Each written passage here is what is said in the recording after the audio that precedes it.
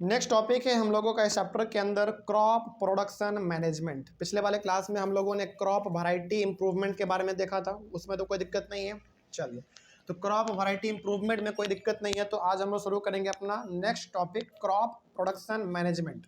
इसमें हम लोग ये देखेंगे ना कि क्रॉप के प्रोडक्शन को आप कैसे मैनेज कर सकते हैं, यानी कि आप उसको किस तरीके से बेहतर बना सकते हैं, इसके बारे में हम लोग बात करेंगे। देखा जाए, इसमें कहा जा रहा है सबसे पहले वाले पॉइंट में, it is the money that allow farmers to take up different farming practices and agricultural technologies. सही बात है। देखो, खेती में ना सबसे ज़्यादा जो समस्या होता है किसान को, वो होता है पैसों का। किसान तो हमारे भारत में बहुत सारे हैं, लेकिन पैसों की कमी की वजह से बहुत सारे लोग खेती बाड़ी नहीं कर पाते। मन तो होता है खेती करने का, लेकिन कर नहीं पाते। तो पैसा एक बहुत बड़ा फैक्टर है किसानों को लेकर। और देखो, अब होता क्या ना, हमारे भारत में आपको पता है क्लाइमेट बहुत अच्छा है, मिट्टी भी बहुत अच्छा है, अलग अलग प्रकार का खेती भी होता है। आप अलग अलग प्रकार का खेती करोगे या फिर अलग अलग प्रकार का अपने खेत में टेक्नोलॉजी लगाओगे, ये सब कहीं ना कहीं तो पैसों के ऊपर ही डिपेंड करता है ना। तो वही बात इसमें कहा गया था, there is a connection between higher inputs and yields. बिल्कुल सही बात है।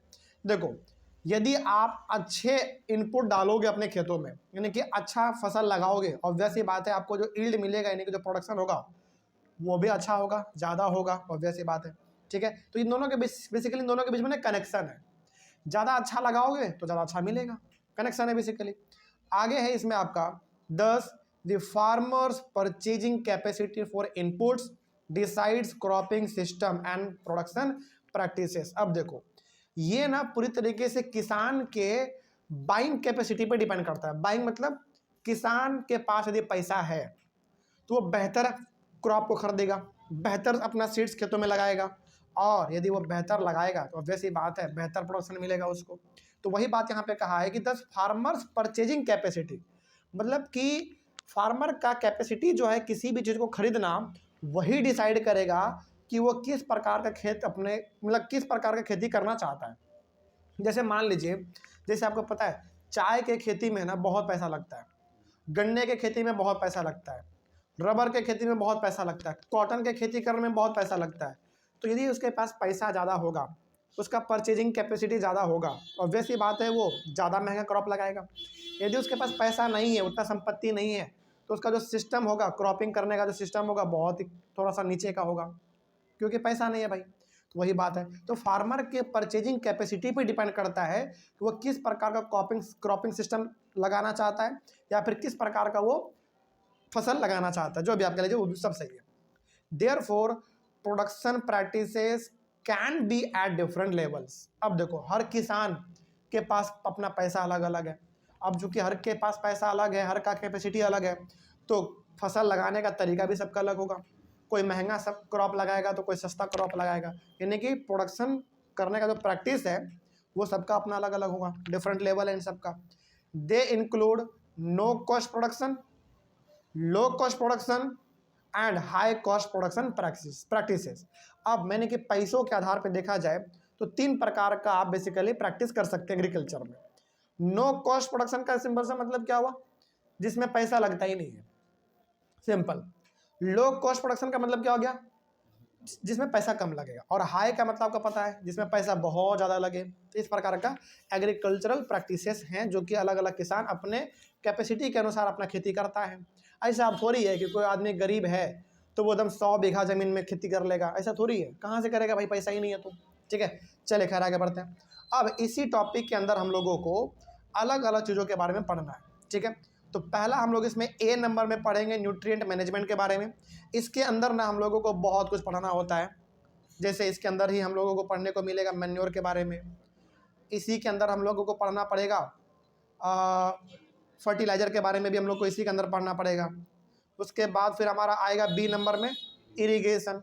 फिर इरिगेशन के अंदर भी आपको बहुत अलग अलग प्रकार की चीज़ों के बारे में पढ़ना है, जैसे वेल्स, उसके बाद फिर कैनल्स, रिवर लिफ्ट सिस्टम है, टैंक्स है, क्रॉपिंग। अच्छा, उसके बाद फिर सी नंबर में आपका क्रॉपिंग पैटर्न आ जाएगा।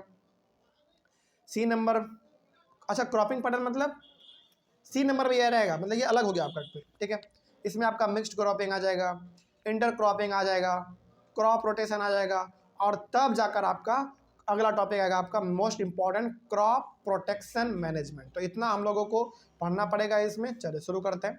तो इसमें बेसिकली कितना देखा आपने, सी नंबर तक, ए बी सी करके। एक बार दोबारा आपको हम याद दिला देते हैं। पहले में हम लोग पढ़ेंगे न्यूट्रिएंट मैनेजमेंट के बारे में, ठीक है। और बी नंबर में हम लोग फिर पढ़ेंगे इरिगेशन के बारे में। और फिर जाके हम लोग सी नंबर में पढ़ेंगे कहाँ गया हमारा वो हाँ, क्रॉप पैटर्न के बारे में हम लोग सी नंबर में पढ़ेंगे। कोई दिक्कत नहीं इसमें। चलिए, तो इसके अंदर हम लोगों को बेसिकली ए बी सी करके पढ़ना है। तो सबके बारे में हम लोग शुरू करते हैं। तो सबसे पहला, जैसे हमने कहा आपको, सबसे पहला हम लोगों को पढ़ना है न्यूट्रिएंट मैनेजमेंट के बारे में। देखते हैं इसमें क्या लिखा गया है। Plants require nutrients for development and growth. देखो, प्लांट ही नहीं बल्कि ह्यूमन बीइंग, एनिमल, सबको न्यूट्रिएंट चाहिए थी इसको डेवलप और ग्रो करना है। तो ठीक है, nutrients are supplied to plants by air, water and soil. जैसे यदि हम लोगों को न्यूट्रिएंट चाहिए तो हम लोग डायरेक्टली अपने माउथ से अंदर ले लेते हैं, खाना खा लेते हैं, तो हम लोगों को न्यूट्रिएंट्स मिल जाता है। लेकिन यदि प्लांट्स को न्यूट्रिएंट्स चाहिए तो उसको किस रूप में मिलेगा, एयर, वाटर, सॉइल। लेकिन वो प्राप्त कहाँ से करेगा, अपने जड़ से, अपने पत्तों से, यहीं से प्राप्त करता है बेसिकली, ठीक है। जड़ से बात करें तो जड़ से वो पानी लेता है, पत्ता का बात करें तो पत्ते से वो ऑक्सीजन ले लेता है, मतलब कि वो एयर ले लेता है बेसिकली, ठीक है। आगे, there are 16 nutrients which are essential for plants. सोचो, यानी कि हमसे ज़्यादा न्यूट्रिएंट्स का ज़रूरत तो प्लांट को है। हम लोगों को बेसिकली क्या चाहिए न्यूट्रिएंट्स के तौर पे, carbohydrate, protein, fat, vitamin, mineral, यही 5-6 चीज़ मिल जाए हमारा बहुत काम चल जाता है। लेकिन प्लांट को 16 चाहिए। सोचो, 16 न्यूट्रिएंट्स, जो कि बहुत बड़ी बात है। आगे, air supplies carbon dioxide and oxygen. अच्छा, बचपन में हम लोग क्या पढ़ते थे कि प्लांट केवल लेता है कार्बन डाइऑक्साइड, छोड़ता है ऑक्सीजन।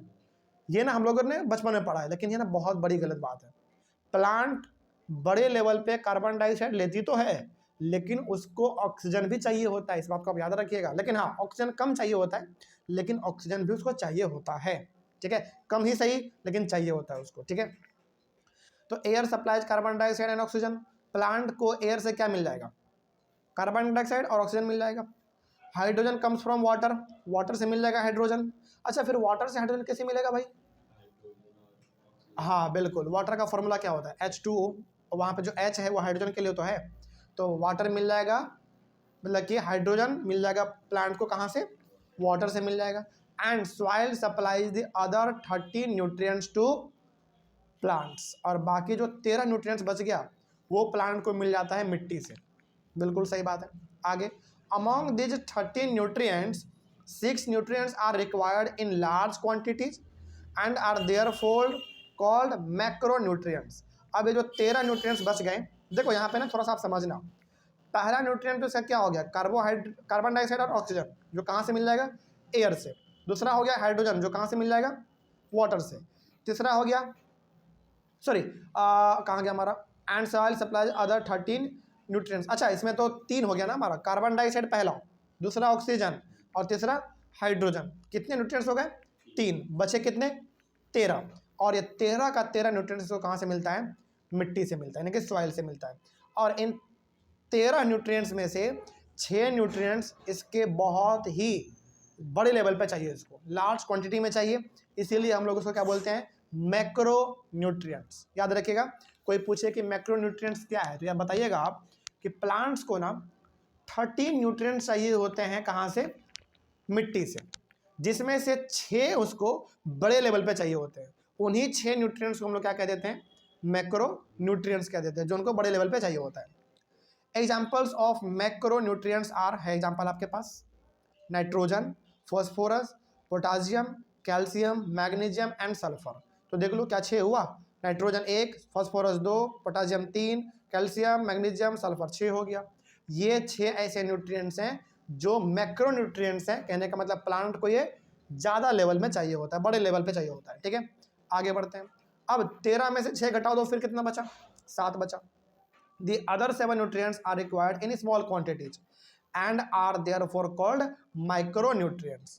लेकिन जो 7 बच गए न्यूट्रिएंट्स वो प्लांट को बहुत ही छोटे लेवल पे चाहिए होता है, बहुत ही कम मात्रा में, इसीलिए हम लोग इसको माइक्रो न्यूट्रिएंट्स कह देते हैं। इसका भी एग्जांपल है, देख लो आप, क्या है, iron, manganese, boron, zinc, copper, molybdenum, molybdenum and chlorine. तो ये ऐसे 7 बेसिकली आपके हैं जो कि प्लांट को बहुत ही कम लेवल पे चाहिए होता है, कम मतलब थोड़ा सा भी मिलेगा ना काम चल जाएगा, ऐसा है।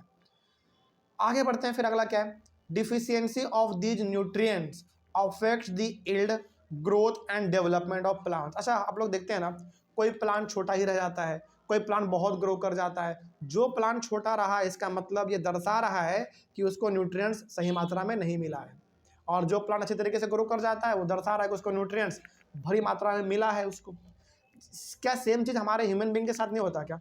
बिल्कुल होता है। जिस बच्चे को बचपन में अच्छे से पोषण नहीं मिलता है, खाना पीना नहीं मिलता है, वो आगे उतना नहीं हेल्दी हो पाता है, उनका डेवलप भी नहीं कर पाता बॉडी, उतना हाइट भी उतना नहीं बढ़ता है। लेकिन जिसको पूरी तरीके से सब चीज़ मिलता है वो बहुत अच्छा ग्रो करता है। ठीक है, आगे बढ़ते हैं। So to increase the yield, growth and development of plants, the soil can be enriched by supplying these nutrients in the form of manure and fertilizer। तो यदि आप चाहते हैं कि हमारे प्लांट में अच्छा ग्रोथ दिखे, वो डेवलप करे, तो क्या करना पड़ेगा आपको? मिट्टी में खास करके आपको ज़्यादा न्यूट्रिएंट्स देना पड़ेगा, क्योंकि 13 न्यूट्रिएंट्स को कहाँ से मिल रहे हैं? मिट्टी से मिल रहे हैं। तो न्यूट्रिएंट्स आपको ज़्यादा देने की जरूरत कहाँ पे है? मिट्टी में। यदि आप अच्छा खासा न्यूट्रिएंट्स मिट्टी को देंगे तो प्लांट ऑटोमेटिक उसका इस्तेमाल कर लेगा। ठीक है, क्योंकि 13 न्यूट्रिएंट्स प्लांट को डायरेक्टली मिट्टी से चाहिए होते हैं। और आप मिट्टी को ऐसा क्या दे सकते हैं? आप चाहे तो मेन्योर दे सकते हैं, आप चाहे तो फर्टिलाइजर दे सकते हैं, है कि नहीं? चलो अब इन सब के बारे में हम लोग एक एक करके डिस्कस भी कर लेते हैं कि मेन्योर क्या होता है और फिर फर्टिलाइजर क्या होता है। ठीक है, चलिए शुरू करते हैं।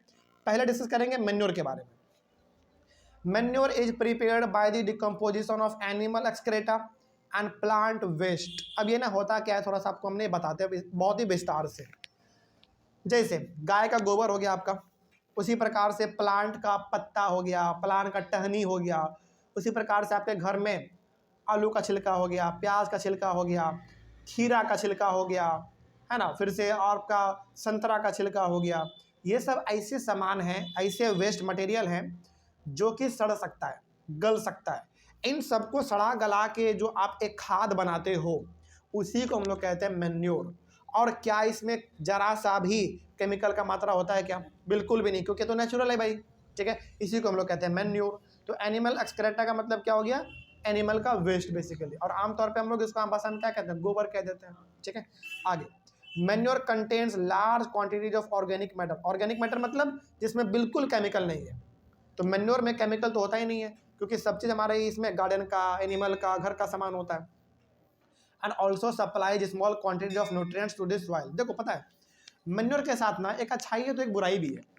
मैन्योर के साथ अच्छाई ये है कि इसमें केमिकल बिल्कुल नहीं होता, लेकिन इसके साथ बुराई ये है कि यदि इसको खेतों में डाला जाए ना तो प्रोडक्शन उतना अच्छा नहीं होता। यानी कि प्रोडक्शन जो भी होगा बिल्कुल हेल्दी होगा, लेकिन ज़्यादा नहीं होगा। इसके साथ यही है। यदि आपसे कोई पूछे कि मैन्योर का एक एडवांटेज और एक डिसएडवांटेज बताओ, तो आप ये बताइएगा। इसका एडवांटेज तो यही है कि इसमें केमिकल बिल्कुल जीरो होता है, लेकिन इसका डिसएडवांटेज ये है कि ये प्रोडक्शन उतना ज़्यादा करके नहीं देता है। ठीक है, इसका यही चीज़ है। आगे बढ़ते हैं। Manure helps in reaching soil with nutrients and organic matter and increasing soil fertility. यानी कि यदि आप मैन्योर को अपने खेतों में डालते हो, मिट्टी में डालते हो, तो इससे मिट्टी का जो न्यूट्रिएंट्स है, सॉइल का जो न्यूट्रिएंट्स है वो बढ़ जाता है। और बेसिकली केमिकल तो इसमें है ही नहीं, तो जो भी आपका सामान खेत में प्रोड्यूस होगा वो बिल्कुल 100% क्या होगा? प्योर होगा। कोई दिक्कत नहीं इसमें। चलिए आगे बढ़ते हैं फिर। और इससे आपका जो मिट्टी है ना वो उपजाऊ बन जाता है, यानी कि वो उसका फर्टिलिटी बढ़ जाता है। The amount of organic matter in manure helps in improving the soil structure. अब देखो मैन्योर में ज़्यादा मात्रा किसका है? Organic matter. ऑर्गेनिक मैटर जिसमें केमिकल बिल्कुल नहीं है, और केमिकल नहीं है तो इससे क्या आपका इंप्रूव होगा? सॉइल का स्ट्रक्चर इंप्रूव होगा, मतलब सॉइल का क्वालिटी बढ़ेगा। सिंपल सा बात कर रही है। आगे manure helps in increasing the water holding capacity in Sandy soils. देखो अक्सर वैसे मिट्टी जो कि बालू वाले होते हैं, सैंड वाला, उसमें आप पानी डालो सब नीचे चल जाता है। लेकिन यदि आप उस मिट्टी में, जो कि बालू टाइप का मिट्टी है, यदि आप उसमें मैन्योर ऐड कर देते हैं तो बिल्कुल उसका जो वाटर को होल्ड करने का कैपेसिटी है वो बढ़ जाता है। क्योंकि आप खुद सोचो ना, पहले केवल बालू था, अब एक तरीके से आपने उसमें खाद के तौर पे मैन्योर डाल दिया है, तो पानी को क्या करेगा, अपने साथ होल्ड करके रखेगा, वो नीचे नहीं जाने देगा, इससे ये फायदा होता है। आगे उसके बाद इसमें है अगला, large quantities of organic matter in manure helps in drainage and avoid water logging in clayey soils. देखो आपने मिट्टी क्ले वाला भी होता है, आपने क्ले देखा होगा, बिल्कुल मिट्टी टाइप होता है, बहुत ही सॉफ्ट होता है, बहुत ही चिकना होता है वो। तो यदि आप क्ले सॉइल में यदि आप ऑर्गेनिक मैटर खास करके मैन्योर का यदि इस्तेमाल करते हैं तो वो ड्रेनेज और वाटर लॉगिंग से बच सकता है। मतलब ये हो गया, जैसे देखो कई बार क्या होता है ना, मिट्टी के ऊपर यदि लगातार बहुत तेज़ी से पानी बहता है ना, तो मिट्टी को वो काट के लेके चल जाता है, अपने साथ बहा के लेके चल जाता है। लेकिन यदि खास करके आप वहाँ पे मैन्योर का इस्तेमाल करेंगे तो उससे वो बचेगा, उतना ज़्यादा वो कटेगा नहीं और वो आपका मिट्टी बर्बाद भी नहीं होगा। और ये सब कैसे होगा, मैन्योर का इस्तेमाल करने से होगा। लेकिन क्या कम मात्रा में नहीं, बहुत ज़्यादा मात्रा में। सिर्फ तो पहला पॉइंट इसमें लिखा है लार्ज क्वांटिटीज, ठीक है। आगे using manure we use biological waste material. एक बात बताइए, यदि आप मैन्योर का इस्तेमाल कर रहे हैं, इसका मतलब आप क्या इस्तेमाल कर रहे हैं, basically biological waste. Biological waste का मतलब होता है ऐसा वेस्ट जो कि बायोलॉजिकल है। बायोलॉजिकल मतलब जो सड़ सकता है, गल सकता है, उसका दुष्परिणाम एनवायरनमेंट में नहीं फैलता है, बहुत ही नेचुरल होता है, उसका कोई भी हानिकारक चीज़ आपको एनवायरनमेंट में देखने को नहीं मिलता। इसको हम लोग कहते हैं बायोलॉजिकल वेस्ट, ठीक है। आगे using biological waste material is also a way of recycling farm waste. सही बात है, यदि आप बायोलॉजिकल वेस्ट का इस्तेमाल कर रहे हैं, यानी कि गाय के गोबर का इस्तेमाल कर रहे हैं, घर के छिलकों का इस्तेमाल कर रहे हैं, अपने गार्डन में जो पत्ता है, टहनी है, इसके यदि आप इस्तेमाल कर रहे हैं, इसका मतलब है कि आप बेसिकली फार्म के वेस्ट को रिसाइकल कर रहे हो। यानी कि जलाने से बढ़िया है ना कि आप उसका खाद बना लो, खेतों में डाल दो, क्या बेस्ट रहेगा ये आपका। आगे based on the kind of biological material used, manure can be classified as compost and vermi compost, और दूसरा आपका है ग्रीन मैन्योर। कहने का सिंपल सा मतलब ये है कि हमारा जो मैन्योर है वो भी दो अलग तरीके का है। पहला आपका है कंपोस्ट एंड वर्मी कंपोस्ट, और दूसरा आपका ग्रीन मैन्योर। चलिए इसके बारे में भी देख लेते हैं क्या है, बहुत ही छोटा सा टॉपिक है ये भी। पहले हम लोग बात करेंगे कंपोस्ट और वर्मी कंपोस्ट के बारे में। इसमें दो टर्म है, ध्यान से आप देखेंगे तो पहला है कंपोस्ट और दूसरा आपका वर्मी कंपोस्ट। देखते हैं क्या है कंपोस्टिंग, बेसिकली क्या है। The process in which farm waste material like cow dung, vegetable waste, animal refuge, domestic waste, etc. is decomposed in pits is known as composting. pits का मतलब क्या होता है पता है आपको, गड्ढा बेसिकली। तो यदि आप एक गड्ढा खोदते हैं, उस गड्ढे में गाय का गोबर, सब्जी का छिलका, एनिमल का जो बचा हुआ खाना रहता है वो हो गया, घर का कोई कचरा है, कचरा मतलब केवल कौन सा जो सड़ सकता है, गल सकता है, वो वाला केवल, यदि इन सबको आप एक गड्ढे में डाल देते हैं और गड्ढे में डालने के बाद कुछ समय के लिए छोड़ देते हैं तो वो अपने आप सड़ जाता है, गल जाता है पूरी तरीके से। इसी को हम लोग कहते हैं कंपोस्टिंग, ठीक है। The compost is rich in organic matter and nutrients, और वो जो एक तरीके से सड़ गया, गल गया, वो एक तरीके से किसका एग्जाम्पल है, मैन्योर का एग्जाम्पल है। और वो बहुत ही बड़ी मात्रा में ऑर्गेनिक मैटर अपने आप में कंटेन किए हुए हैं, मतलब कि एकदम जीरो केमिकल, और अपने आप में उसके पास बहुत ज़्यादा न्यूट्रिएंट भी है। इसी को हम लोग कहते हैं कंपोस्ट, ठीक है। आगे अब वर्मी कंपोस्ट क्या है जरा ये भी देख लो। The process in which farm waste material like cow dung, vegetable waste, animal refuse, domestic waste etcetera is decompose by the earth worms is known as vermicompost. देखो दोनों का डेफिनेशन लगभग सेम है, लेकिन कंपोस्टिंग में आप उसको सड़ने के लिए, गलने के लिए अपने आप छोड़ देते हैं, उसमें कुछ आप ऐड नहीं करते हैं उसको सड़ाने के लिए, गलाने के लिए। लेकिन वर्मी कंपोस्टिंग में आप उसमें क्या डाल देते हैं, अर्थ वॉर्म डाल देते हैं, वो केचुआ जो कि बरसात में निकलता है ना वो, और वो बहुत अच्छा काम करता है उसको सड़ाने में, गलाने में, बेसिकली उसको ब्रेक कर देता है छोटे छोटे टुकड़ों में। तो यही हमारा कहता है वर्मी कंपोस्ट, कोई दिक्कत नहीं इसमें, बहुत ही सिंपल था। और इन दोनों तरीके से जो हमारा मैन्योर तैयार होता है उसमें बड़ी मात्रा में मैन्योर मतलब न्यूट्रिएंट तो होता ही है, और ये साथ साथ उसमें जीरो केमिकल होता है, मतलब बिल्कुल केमिकल तो है ही नहीं वो। अब ये हो गया आपका, अब है आपका ग्रीन मैन्योर। ग्रीन मैन्योर क्या होता है जरा इसको भी देखा जाए। Before sowing of the crop seeds, some green plants like sun, hemp और गुवर are grown and then mulched by ploughing them into the soil. देखो होता क्या है ना, अभी भी ये प्रैक्टिस ना अधिकतर गांव में किया जाता है, मेरे गांव में तो है ये चीज़। होता क्या है ना, किसी भी ज़मीन पर यदि आप सीड्स लगाने जा रहे हैं तो सीड लगाने से 10 दिन 20 दिन पहले क्या करते हैं हम लोग, छोटे छोटे कुछ जंगली पौधे, बहुत छोटे छोटे, उसके अपने खेत में जाके छिड़क देते हैं। यानी कि कहीं से उखाड़ के लेके आते हैं और अपने पूरे खेत में उसको छिड़क देते हैं। जंगली जानवर, मतलब जंगली पेड़ होते हैं बेसिकली, वो बहुत छोटे छोटे होते हैं। और वो छिटने की वजह से क्या होता है, उग जाता है, क्योंकि जंगली है तो कहीं भी उग जाता है, वो मिट्टी अच्छा मिलता है तो उग जाता है वो खेत में। उगने के बाद उसको उखाड़ के लोग फेंकते नहीं है, बल्कि उसी के ऊपर अपना ट्रैक्टर चलवा देते हैं। यानी कि जो पेड़ उस पर उगा था, ट्रैक्टर चला देने की वजह से, खेत को जोत देने की वजह से वो पेड़ कहाँ चल जाता है, जमीन के नीचे, और नीचे का मिट्टी ऊपर आ गया। ये बहुत अच्छा काम करता है नेचुरल खाद का, यानी कि मैन्योर का। इसी को हम लोग कहते हैं ग्रीन मैन्योर। अच्छा, इसका नाम ग्रीन मैन्योर क्यों रखा है बताओ? क्योंकि प्लांट जो आपने लगाया वो कैसा है, ग्रीन है बेसिकली। और ये बेसिकली प्लांट नहीं होता है, बहुत ही छोटे छोटे घास होते हैं बेसिकली, ठीक है। और ये हर जगह पर लगभग लोग करते हैं। These green plants thus turn into green manure which helps in enriching the soil in nitrogen and phosphorus। तो ऐसा लोग इसलिए करते हैं ताकि उसके खेत को, यानी कि खेत में जो मिट्टी है उसको नाइट्रोजन और फॉस्फोरस मिल सके, ठीक है। इसलिए हम लोग इसको ग्रीन मैन्योर कहते हैं। ये भी बहुत अच्छा साधन है। चलिए, ये हो गया हमारा मैन्योर के बारे में पूरा कंप्लीट। अब हम लोग पढ़ेंगे फर्टिलाइजर के बारे में। और फर्टिलाइजर जैसे आप वर्ड सुनते हैं, सिंपल सा आपके माइंड में एक वर्ड आता होगा, केमिकल, सिंपल सा।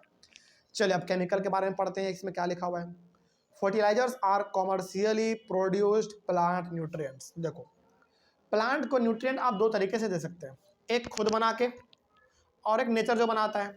जो मैन्योर है ना, वो नेचर का है, जिसमें हमारा कोई रोल नहीं है। लेकिन जो फर्टिलाइजर है ये तो पूरी तरीके से ह्यूमन बीइंग बनाता है, और ये 100% केमिकल ही होता है। इससे भी प्लांट को न्यूट्रिएंट ही मिलता है।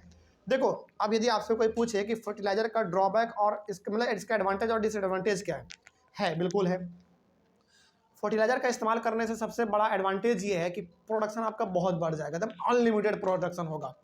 लेकिन इसका ड्रॉबैक ये है कि जो भी प्रोडक्शन होगा ना, वो 100% हेल्दी नहीं रहेगा, वो है ना, यही इसका समस्या है। चलिए आखिर आगे बढ़ते हैं। Fertilizers supply nitrogen, phosphorus and potassium. तो फर्टिलाइजर क्या प्रोवाइड करेगा प्लांट को, नाइट्रोजन, फॉस्फोरस, पोटासियम, ये सब करता है। कुछ और भी प्रोड्यूस करते हैं, लेकिन ये बेसिक चीज़ है, ठीक है। मतलब कि फर्टिलाइजर को यदि आप इस्तेमाल करते हैं तो नाइट्रोजन, फॉस्फोरस और पोटासियम ये प्लांट को बड़े लेवल पे मिल जाता है उसको ग्रो करने के लिए। Fertilizers are used to ensure good vegetative growth, मतलब कहने का मतलब लीव्स, ब्रांचेज एंड फ्लावर्स। देखो, कोई भी आदमी फर्टिलाइजर यानी कि केमिकल क्यों इस्तेमाल करता है, ताकि उसके पेड़ अच्छे से ग्रो कर सके। पेड़ अच्छे से ग्रो करने का मतलब क्या है, पत्ते अच्छे से ग्रो करे, ब्रांच अच्छे से ग्रो कर जाए, फ्लावर अच्छा सा निकल जाए, और ये सब ग्रो कर रहा है, ओवरऑल प्लांट ग्रो कर रहा है, सिंपल सा बात है। And giving rise to a healthy plants. देखो, कहने के लिए हेल्दी प्लांट है, लेकिन एक्चुअली में वो हेल्दी होता नहीं है। आप उसको ना जबरदस्ती ग्रो करवा रहे हो एक तरीके से। केमिकल डालने का मतलब क्या है, आप उसको जबरदस्ती ग्रो करवा रहे हैं। और जबरदस्ती क्या कोई भी चीज़ ठीक होता है, बिल्कुल भी नहीं। आपका प्रोडक्शन तो बढ़ जाएगा, लेकिन वो हेल्दी नहीं हो पाएगा, ठीक है। आगे बढ़ते हैं। Fertilizers are a factor in the higher yield of high cost farming. यानी कि यदि आप बहुत ही बड़े लेवल पे खेती करना चाहते हैं और आप चाहते हैं कि हमारा प्रोडक्शन बढ़े, तो आपको फर्टिलाइजर इस्तेमाल करना ही पड़ेगा। नहीं करोगे, ग्रोथ नहीं होगा, बढ़िया नहीं होगा। तो बेसिकली फर्टिलाइजर जहाँ पर आप इस्तेमाल करते हैं ना, वहाँ पे खेती का ना प्राइस भी बढ़ जाता है, क्योंकि फर्टिलाइजर यानी कि खाद सस्ता तो आता नहीं है, महंगा आता है। और महंगा है इसीलिए प्रोडक्शन भी अच्छा देता है ना। आगे, fertilizer should be applied carefully in terms of proper dose, time and observing pre and post application precautions for their complete utilization. अब देखो, फर्टिलाइजर बहुत अच्छा चीज़ है, इसमें कुछ गलत तो है ही नहीं। मतलब गलत तो ये है कि बस आपका हेल्दी नहीं रहेगा, लेकिन प्रोडक्शन बहुत अच्छा होता है। लेकिन फर्टिलाइजर को भी ना हम लोगों को तरीके से इस्तेमाल करने आना चाहिए। जैसे मान लीजिए कि लोगों को पता चल गया कि फर्टिलाइजर डालने से प्रोडक्शन बढ़ जाता है, लेकिन क्या अंधाधुंध डालते जाएंगे जितना मत जितना, नहीं। इसका भी एक तरीका होता है, एक लेवल होता है इसका। कहने का मतलब ये है कि प्रॉपर डोज में डालो, मतलब सही मात्रा में डालो, सही समय पर डालो। और फर्टिलाइजर इस्तेमाल करने से पहले किन किन बातों का आपको ध्यान रखना है ये भी जान लो, और फर्टिलाइजर डालने के बाद किन किन बातों का ध्यान रखना है वो भी जान लो। ये सब कुछ आपको जानना पड़ेगा, तभी जाकर आप फर्टिलाइजर का इस्तेमाल अच्छी तरीके से कर पाएंगे। आगे, continuous use of fertilizers in an area can destroy soil fertility. देखो, इसके साथ में एक सबसे बड़ा ड्रॉबैक ये भी है कि यदि एक जगह पर आप लगातार कुछ सालों तक केमिकल का इस्तेमाल कर रहे हैं तो उस जगह का जो सॉइल का फर्टिलिटी है ना, जो उपजाऊपन है, वो बेकार हो जाता है। चाहे आप कितना फिर भी डाल दो केमिकल, दोबारा उस पर खेती नहीं हो सकता। तो होना क्या चाहिए, नॉर्मली जो किसान करते क्या हैं, 3-4 साल खेती करते हैं और लगभग उसको 1 साल खाली छोड़ देते हैं। खाली छोड़ने का सबसे बड़ा रीज़न ये है कि उसमें फर्टिलिटी दोबारा आ जाए। ठीक है, चलिए आगे बढ़ते हैं। Fertilizers can be use for short term benefits in crop production but manure can be use for long term benefits in crop production. देखो, फर्टिलाइजर को आप केवल शॉर्ट टर्म के लिए इस्तेमाल कर सकते हैं, अच्छे प्रोडक्शन के लिए, लेकिन मैन्योर को आप जब चाहो तब इस्तेमाल करो, जितना चाहो उतना इस्तेमाल करो। मैन्योर का इस्तेमाल करने से कोई दुष्परिणाम होने वाला नहीं है, लेकिन फर्टिलाइजर का इस्तेमाल करने से दुष्परिणाम होगा, क्योंकि केमिकल है ना ये। ठीक है, आगे ऑर्गेनिक फार्मिंग। अच्छा, ऑर्गेनिक फार्मिंग मतलब ऐसा फार्मिंग जिसमें आप केवल मैन्योर का इस्तेमाल कर रहे हैं, मतलब कि केमिकल का बिल्कुल भी इस्तेमाल नहीं कर रहे हैं। तो ऑर्गेनिक फार्मिंग का सिंपल सा मतलब जिसमें आप केवल मैन्योर का इस्तेमाल करते हैं, केमिकल का इस्तेमाल नहीं करते हैं। तो organic farming is a farming system in which there is minimal और no use of fertilisers, herbicides, pesticides etcetera. ये सब जो है हर्बिसाइड्स, पेस्टिसाइड्स सब क्या है, केमिकल है। तो इन सब का यदि आप इस्तेमाल बिल्कुल नहीं करते हैं, मोटा मोटी कहने का मतलब यहाँ ये है, यदि आप अपने खेतों में फर्टिलाइजर का इस्तेमाल बिल्कुल भी नहीं करते हैं या फिर बहुत ही कम करते हैं, उसी को हम लोग कहते हैं ऑर्गेनिक फार्मिंग। ठीक है, बस यही था हमारा इसमें।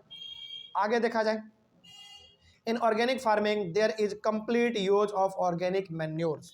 तो ऑर्गेनिक फार्मिंग में जो आप खेती करते हैं बेसिकली, उनमें जो आप खाद डालते हैं, बेसिकली खाद क्या होता है आपका, मैन्योर के तौर पे होता है, यानी कि आप फर्टिलाइजर नहीं डालते हैं, मैन्योर डालते हैं, जो कि 100% क्या है आपका नेचुरल है, केमिकल 0% है, इसमें कोई दिक्कत नहीं इसमें। चलिए, इस तरीके से आपका पहला जो टॉपिक था वो कंप्लीट हुआ, कोई दिक्कत नहीं इसमें। इसमें हम आपको थोड़ा सा फिर से याद दिला देना चाहते हैं, क्योंकि इसमें हम लोग बहुत आगे बढ़ चुके हैं और ये टॉपिक भी लंबा है हमारा। हमने टॉपिक क्या शुरू किया है, हमने टॉपिक शुरू किया है क्रॉप प्रोडक्शन मैनेजमेंट। इसके अंदर आपने देखा कि हम लोगों को पहले पढ़ना है न्यूट्रिशन मैनेजमेंट के बारे में, और न्यूट्रिशन मैनेजमेंट में आपने क्या पढ़ा, पहले मैन्योर के बारे में पढ़ा, मैन्योर के बाद आपने पढ़ा फर्टिलाइजर के बारे में, इसके बाद हम लोग इसमें बी नंबर में पढ़ेंगे इरिगेशन के बारे में। ठीक है, चलिए तो हम लोग अपना इरिगेशन सेकंड क्लास में डिस्कस करेंगे। Thank you very much.